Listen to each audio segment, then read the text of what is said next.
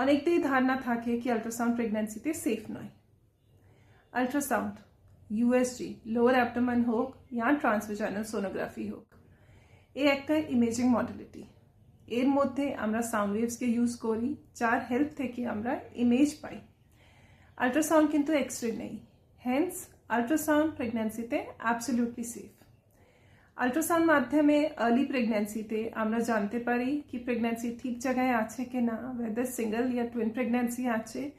আর third মান্থে একটা anti scan করা হয়ে যার মধ্যে বেবি কিছু ক্রোমোসোমাল প্রবলেম আছে কিনা এগুলো বোঝা যেতে পারে।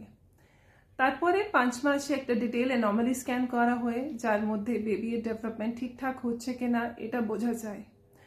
আর ফাইনালি 8 মাসের কাছাকাছি আমরা আবার আল্ট্রাসাউন্ড করে বেবির গ্রোথ ঠিক আছে কিনা এগুলো অ্যাসেস করতে পারি।